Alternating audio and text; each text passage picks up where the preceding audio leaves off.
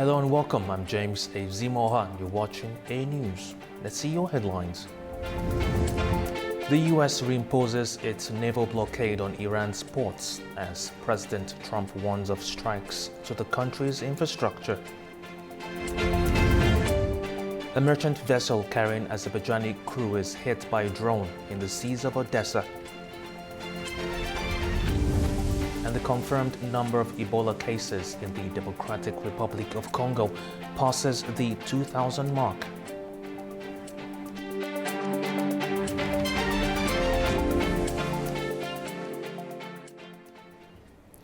Now, the U.S. military has reimposed its naval blockade of Iran's ports and continued airstrikes across the country. President Donald Trump has warned infrastructure will be targeted unless Iran returns to negotiations. However, Tehran insists the Strait of Hormuz will remain closed, claiming at least 30 of its citizens have been killed in recent days. The United States has restored its naval blockade of Iranian ports, marking another escalation in the conflict with Tehran. Washington says the move is aimed at weakening Iran's military capabilities and protecting commercial shipping in the Strait of Hormuz. Speaking to Fox News, President Donald Trump warned that the campaign would intensify unless Iran agreed to resume negotiations. I'll save the energy targets for last, but ultimately we'll hit energy targets, yeah. But we're going to hit them very hard tonight. We're going to hit them very hard tomorrow night. We're going to hit them very hard the night after. And then next week it gets really bad for them because next week comes the power plants. Next week comes the bridges. We're going to knock out all their power plants. We're going to knock out all their bridges unless they get to the table and negotiate. Trump said the blockade now applies to all Iranian ports. He added that commercial traffic to other Gulf states would still be allowed. The US president also dropped his earlier proposal to charge ships using the Strait of Hormuz, saying he would instead seek investment deals with Gulf countries. Tehran rejected the latest warning. Deputy Foreign Minister Kazem Garibabadi said military pressure and economic measures would not force Iran back to the negotiating table. Overnight, Iranian forces confirmed it carried out drone attacks on US positions in Jordan. Iran's Revolutionary Guard said it had targeted facilities in Bahrain and Kuwait, adding that the Strait of Hormuz would remain closed.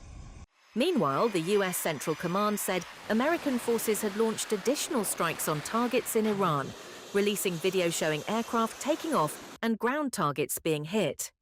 The deadlock comes as Washington has asserted repeatedly that Iran must never have a nuclear weapon, something Tehran denies seeking, while Iran wants the end to sanctions and for other nations to recognize its control over the strait. Iran's Revolutionary Guards say they have targeted several American military sites in the latest attacks.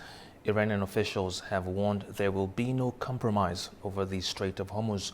Turaj Shivalilu reports from Tehran. Iran's Revolutionary Guards said it targeted U.S. military facilities at the Al-Azraq base in Jordan and pounded an American logistics center in Kuwait, as well as the United States 5th Fleet headquarters in Bahrain, late on Tuesday and early Wednesday. According to the Sepah News website covering the force's statements, the attacks were a continuation of Iran's reprisal operations against the U.S. military campaign on Iran. The attacks follow Washington's threats of withdrawing from the ceasefire deal with Tehran that was signed in June. Meantime, President Masoud Pezeshkian said that Iran will defend every inch of its territory after U.S. President Donald Trump retweeted his earlier post suggesting occupation of the Iranian islands in the Persian Gulf. The state-owned IRNA news agency quoted him as saying that Trump's renewed threats on bombing Iran's energy infrastructure, as well as his remarks against the Iranian nation, reflect the U.S. chief executive's hatred of Iranians. Also, Army spokesman Brigadier General Mohammad Akraminia said that the Iranian armed forces would not make the slightest compromise over the Strait of Hormuz. The general stressed that the only way for the United States to reopen the strategic waterway is to respect the rights of the Iranian nation and to comply with the terms of the Iran-US Memorandum of Understanding to end the war.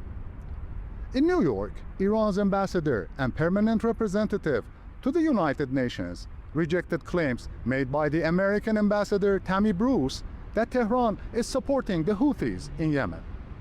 Calling the accusations baseless, Amir Saeed Iravani said that America is an aggressor, not a victim. In a letter to the UN Secretary General and the President of the Security Council, the Iranian diplomat added that the US representative at the meeting on the situation in the Middle East abused the platform of the Security Council to spread false information and make a series of baseless and politically motivated claims against Iran. In another related development, Iran's foreign ministry slammed UK labeling of the Revolutionary Guards as a security threat, describing the designation an unjustified and irresponsible measure. Turaj Shiralilu from Tehran for A News. Now, oil prices have risen for a second day on global markets amid the tension in the Middle East. Analysts say energy prices look set to increase even further. Here's more. Oil prices extended their gains on Wednesday as renewed fighting between the United States and Iran fueled concerns over disruptions to global crude supplies. Brent crude added $1.46, or 1.7%, to trade at $86.19 a barrel. U.S. West Texas Intermediate rose $1.11, or 1.4%, to $80.40. The move followed a 2% jump on Tuesday, leaving both benchmarks at their highest levels in about a month. The latest rise came after President Donald Trump reinstated a naval blockade on Iranian ports after a wave of U.S. strikes, while Iran said it launched retaliatory strikes on American military sites in the region. Market analysts say investors are continuing to price in the risk of further disruption. They warn Brent crude could climb towards $100 a barrel if the conflict spreads and damages energy infrastructure across the Gulf. However, they say prices could fall if diplomatic efforts help reopen the Strait of Hormuz and ease tensions. Lebanese and Israeli delegations are holding a second day of U.S.-mediated talks in Rome aimed at advancing an Israeli withdrawal from southern Lebanon. The talks are part of a U.S.-brokered effort launched after Hezbollah and Israel returned to conflict in March. The negotiations have continued despite opposition from the Iran-backed group, which argues that only Iranian pressure on Washington can bring an end to the fighting and secure an Israeli withdrawal. Iraqi Prime Minister Ali al-Zaidi has met U.S. President Donald Trump at the White House in an official visit to Washington. Al-Zaidi said Iraq was seeking greater investment in its oil, gas and power sectors and called for a fair share of the country's natural resources. Trump said the visit to the United States would expand business with the country and increase the involvement of American energy companies. The Iraqi Prime Minister later visited the Pentagon for talks with U.S. Defense Secretary Pete Hegseth.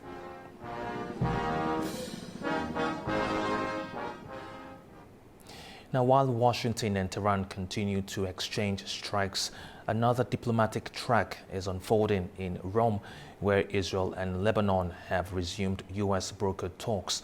The parallel developments raise important questions about Israel's wider regional strategy and whether diplomacy can advance alongside military escalation. Joining us now is Maurice Hirsch from the Jerusalem Center for Security and Foreign Affairs. Join us from Jerusalem. Thank you for joining us, sir. Hi, thank you for having me. Now, Israel hasn't directly been involved in the latest US-Iran exchanges. How difficult will it be to maintain that position if the conflict continues to widen? Well, I think as long as the Iranians refrain from attacking Israel, then Israel will not put itself in a position where it initiates those strikes, unless it's part of a wider coalition together with the United States, as we saw back at the end of February. This is part of the wider regional diplomacy of Israel. Despite all of the criticism, we are not interested in expanding any of the conflicts. We are interested in containing the conflicts, reaching peace agreements where that's possible, And it's been shown time and time again. We only act in self-defense and try and avoid any other conflicts which could really drag us down into that quagmire. Now, Israel and Lebanon are back at the negotiating table in Rome.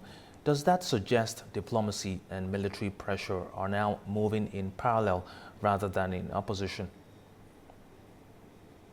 Yes, without question. Israel has a clear interest to gain or to reach a peace agreement with Lebanon. We have no beef with Lebanon. We have no fight with Lebanon. If we could only get to a situation where the Iranian influence on Lebanon via Hezbollah is neutralized, then Lebanon and Israel could be the best of neighbors, the best of partners, and we could see the development of the Abraham Accords, including new countries and including new investment in Lebanon, which is really a failed country, unfortunately, under the stranglehold of Iran and Hezbollah. There is so much potential there that is just being squandered and wasted at the behest of the mullahs in Tehran.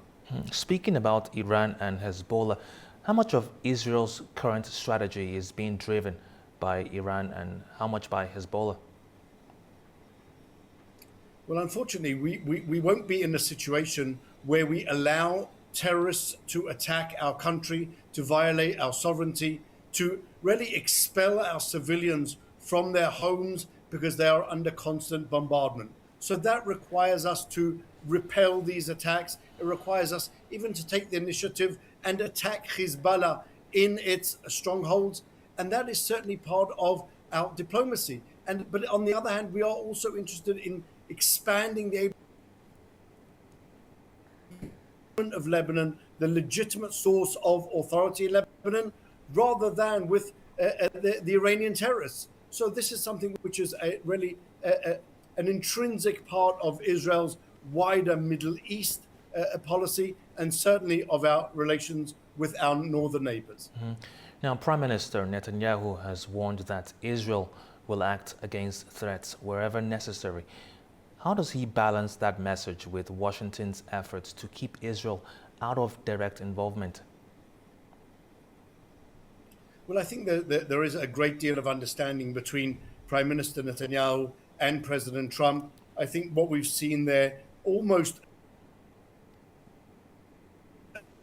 coordination, and I'm sure that the two leaders between themselves are able to navigate the finities of exactly to what extent America will lead the challenge and lead the charge against America's enemies, who also happen to be Israel's enemies, and then find the way for Israel to express its own right to self-defense within that context, whether it be in Lebanon, whether it be against the Houthis, whether it be also in Iran. This is a very complex situation, and it does require that very, very intimate negotiation and understanding between the two leaders.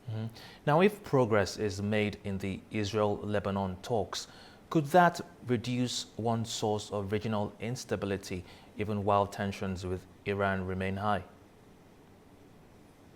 Without question.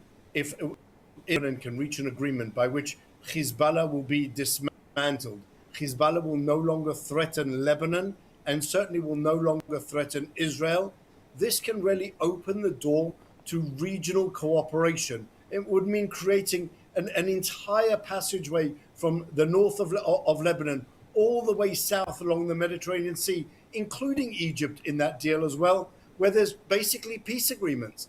And that is a very strategic asset, both for Lebanon and Israel. And I think that both countries really do have a very high degree of interest in achieving those agreements, given that we can put aside and really disarm the terrorists who are undermining both Lebanon and Israel.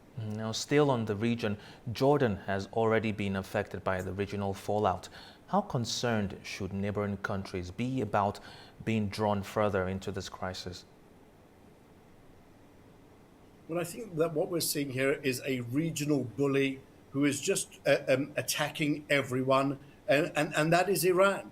And that is a situation which has been brewing for many, many years. imagine if Iran now had nuclear weapons and could use those nuclear weapons to threaten all of the Gulf states, to threaten Jordan. This is something, a nuclear Iran is a threat to world security, which is why the United States is leading that fight against a nuclear Iran, which is why the Gulf states are participating actively in that same effort to prevent Iran from obtaining and reaching a nuclear threshold.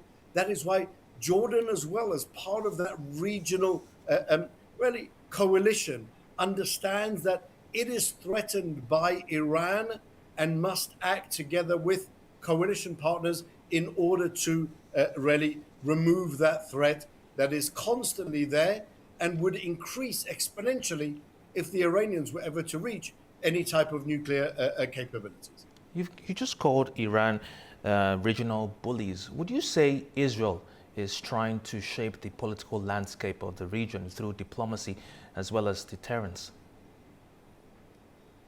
I think all the way through what we've seen is Israel has constantly by its Arab neighbors, whether it be 1948 and the Declaration of Independence, again in 1956, again in 1967, again in the war that is now going on, didn't start at Israel's initiative. It started with Hamas on the 7th of October, carrying out a heinous massacre.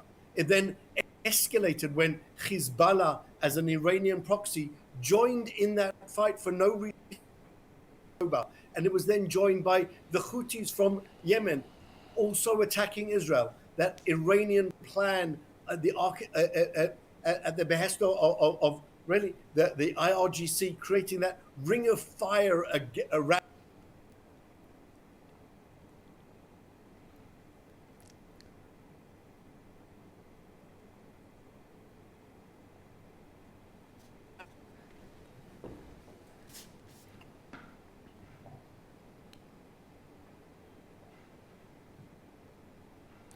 Apologies, we seem to have lost our guest. After the short break, we'll take a look at a recent strike on the port of Odessa. Stay tuned.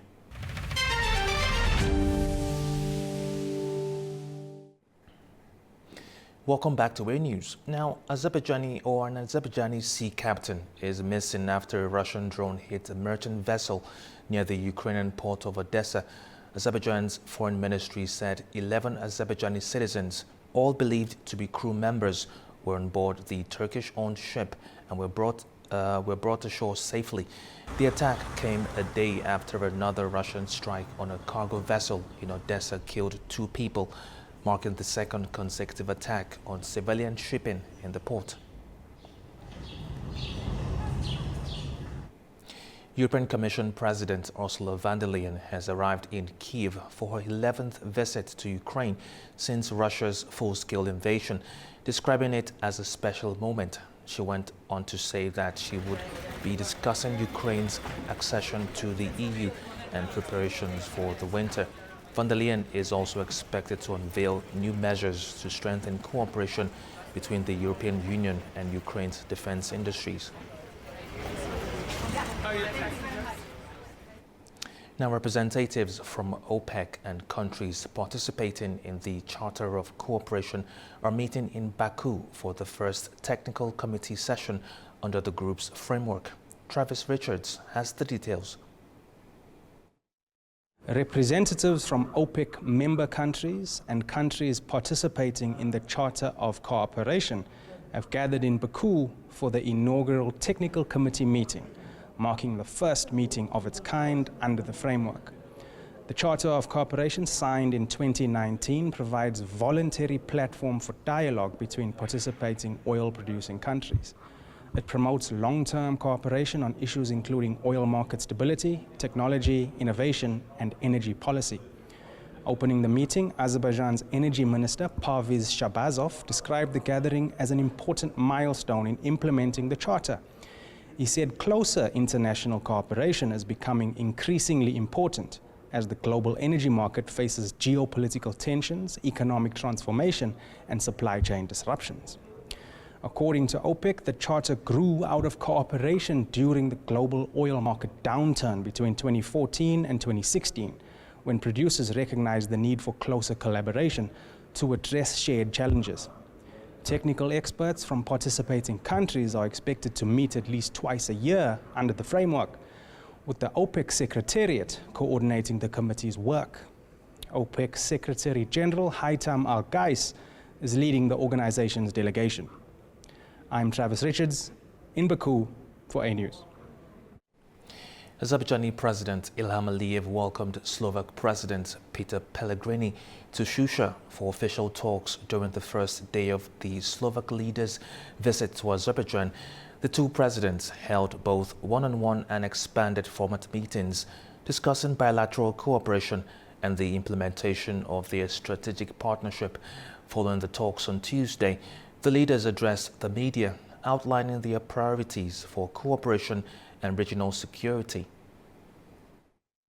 We have covered many issues today, and once again we reaffirmed that we have quite an extensive agenda. It is suffice to take a look at the composition of delegations to see the directions in which there's an active dialogue.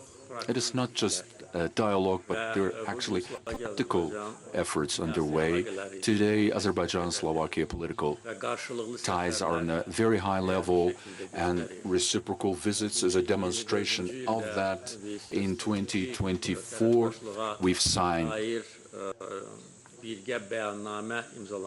a declaration of strategic partnership, and implementation of that declaration is evident. It's before us. A very high political engagement, implementation of joint projects it requires strong political will. We are pleased that Slovakia is also taking active part in restoration in Karabakh. In Slovakia, we are firmly convinced that also European players, in addition to intense efforts in additional armaments,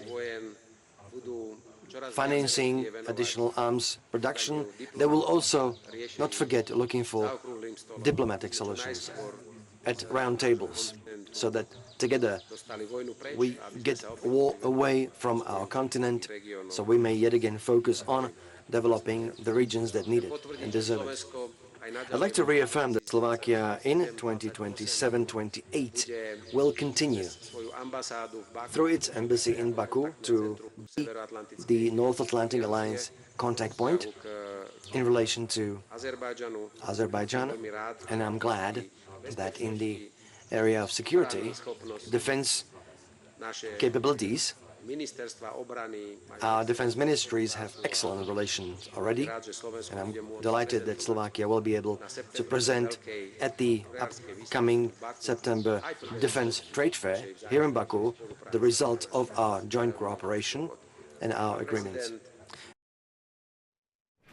Now joining us in studio is Nigar Mammadova, Member of Parliament of Azerbaijan. Good to have you, ma'am. Now, how significant is this visit in the broader trajectory of Azerbaijan and Slovakia relations? Thank you for your question. Azerbaijan and Slovakia relationship between Azerbaijan and Slovakia entered a new phase and a new stage with closer partnership, with stronger political dialogue, and we see that both countries, they have developed their partnership in different fields: the field of economy, the field of trade, the field of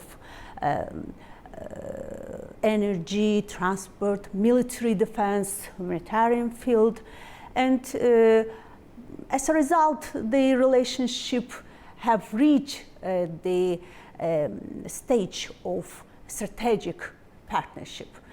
And relations between Azerbaijan and Slovakia have developed steadily since 1990.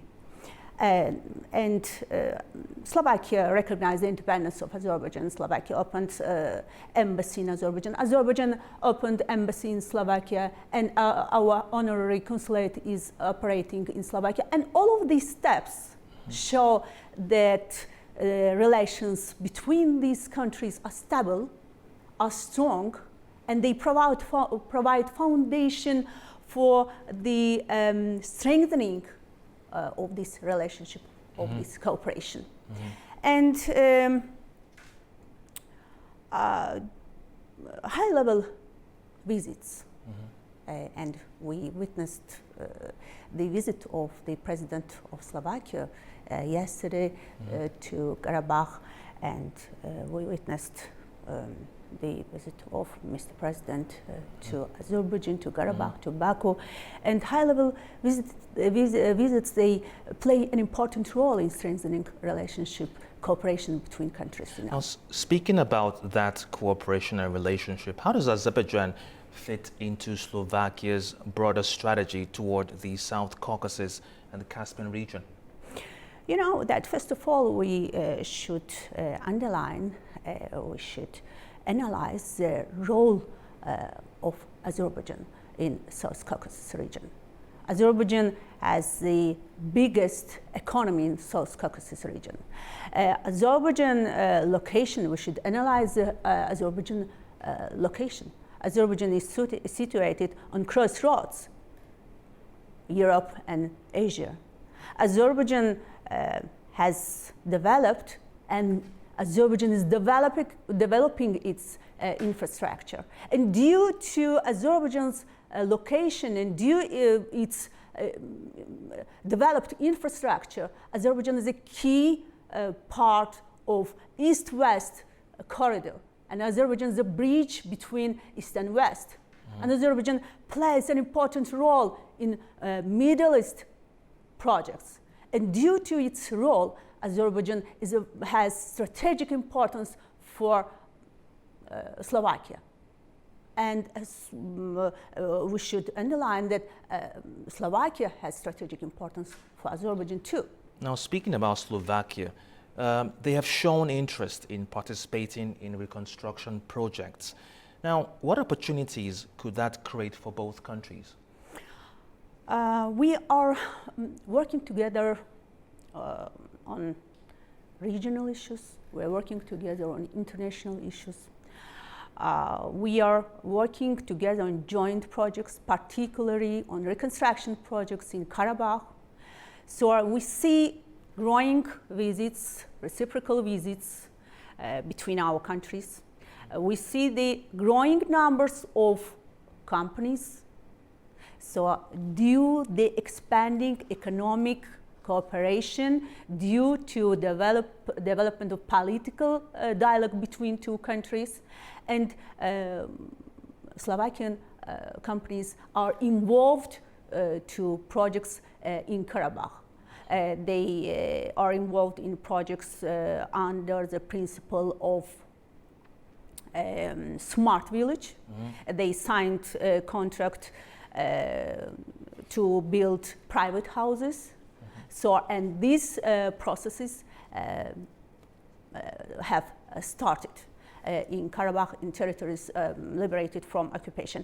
And we see that our dialogue has moved beyond to official declarations, goes beyond for diplomacy, and reached the stage of practical cooperation, practical projects in the field of economy, in the field of energy, in the field of trade, investment projects, and all of these fields, diplomacy, investment projects, expanding economic cooperation, they are elements for strengthening strategic cooperation between two countries. And we, one more point, we forget parliamentary diplomacy.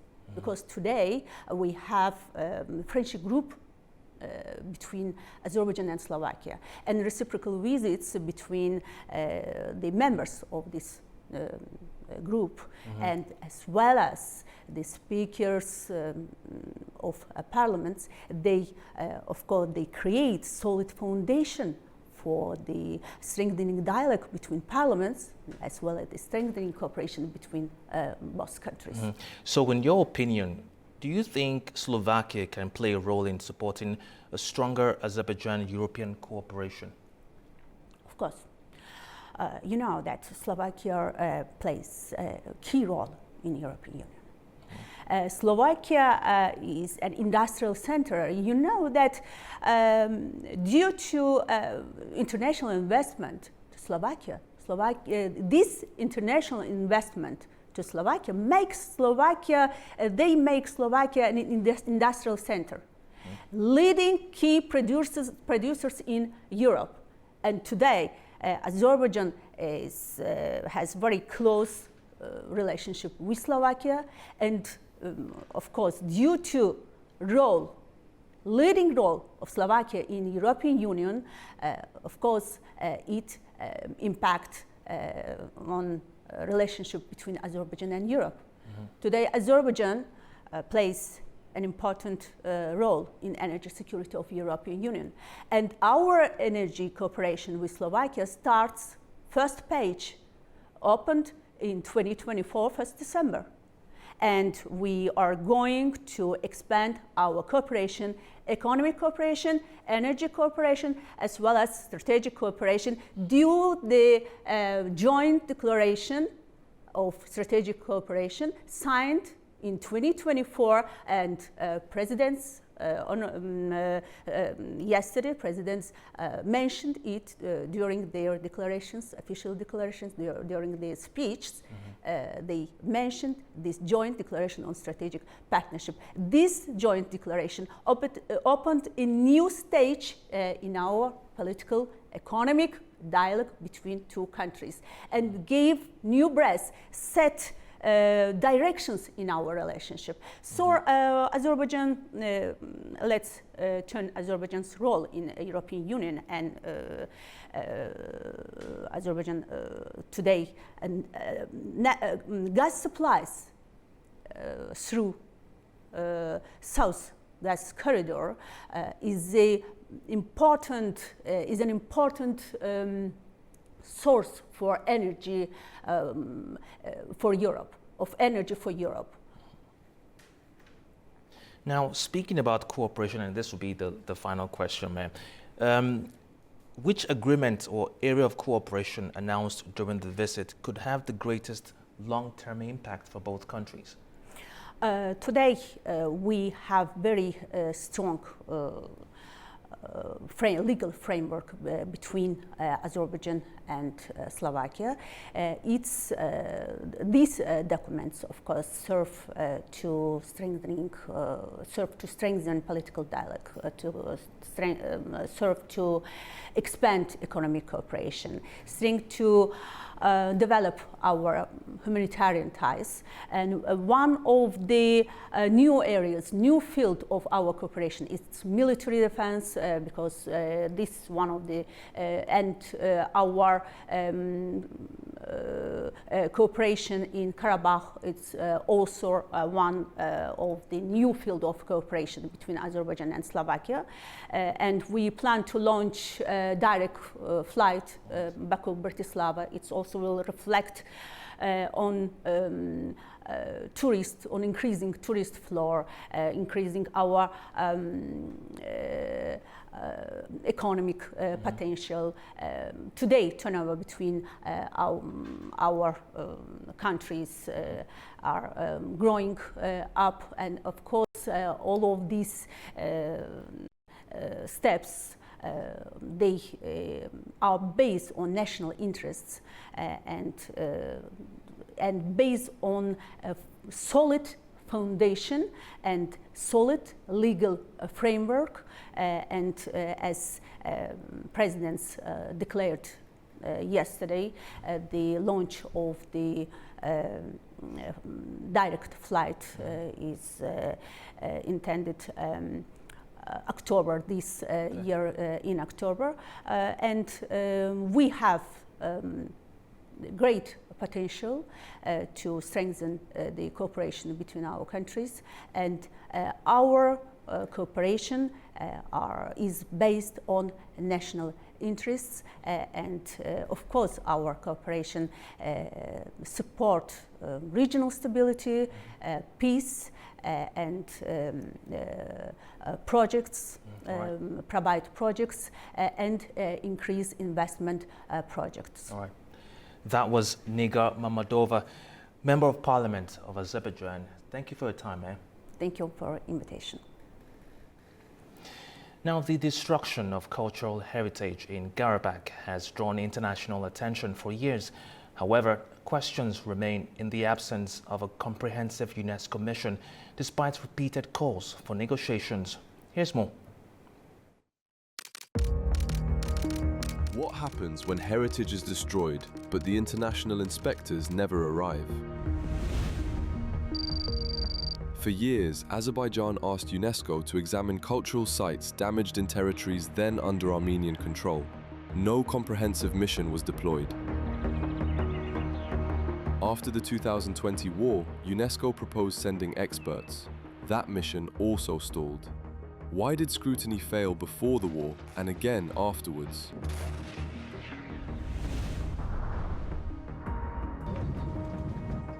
According to Azerbaijani official figures, the scale of destruction was vast.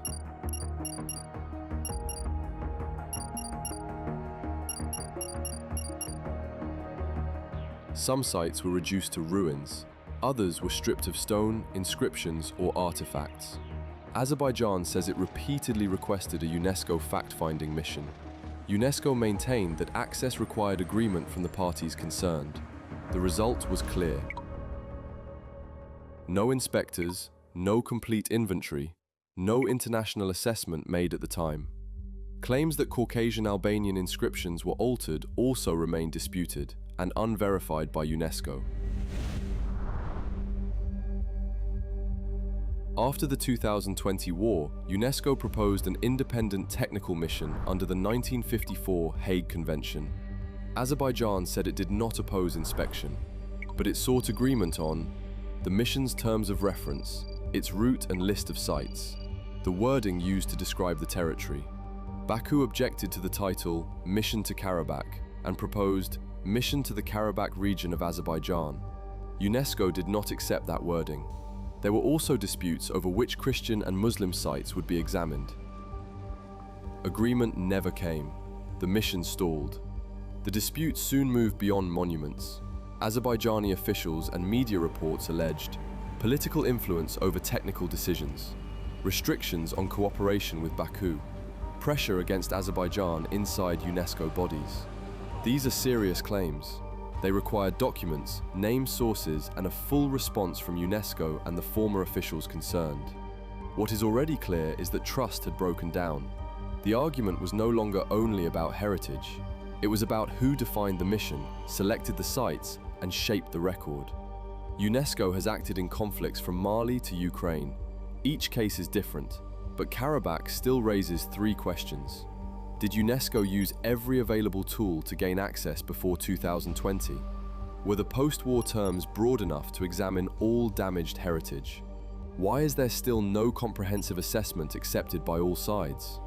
The monuments were damaged, the mission did not arrive, and without an agreed international record, heritage became another front in the conflict. Over in Africa, health authorities in the Democratic Republic of Congo say confirmed cases of Ebola have topped the 2,000 mark in the country. The outbreak is spreading to new areas. Chris Ocharinga reports from Kinshasa. The Ebola outbreak in the Democratic Republic of Congo has spread to 2 new areas in the northeast of the country, bringing to 5 the number of provinces that have recorded cases. Authorities recently confirmed cases in the provinces of Otuele and Chopo, raising fears of a wider geographical spread. The World Health Organization has called for intensified surveillance, warning that the outbreak is spreading faster than health workers can track it. The global body's Assistant Director General of Health, Chikwe Yekweazu, made the revelation after visiting the epicenter of the outbreak in Ituri province. He said 80% of new Ebola cases are emerging from unknown chains of transmission. That is happening despite health workers stepping up contact tracing for Ebola patients.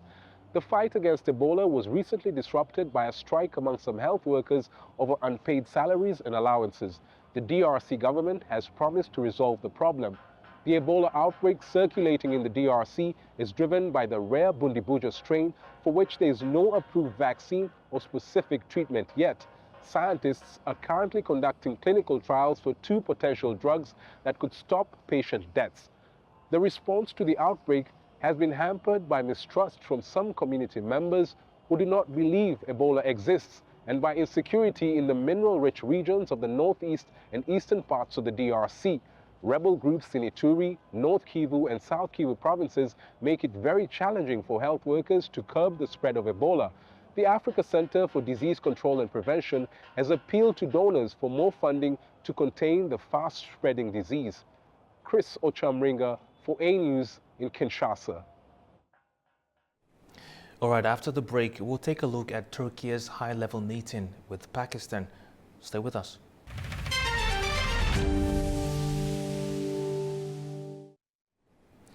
Welcome back to A News.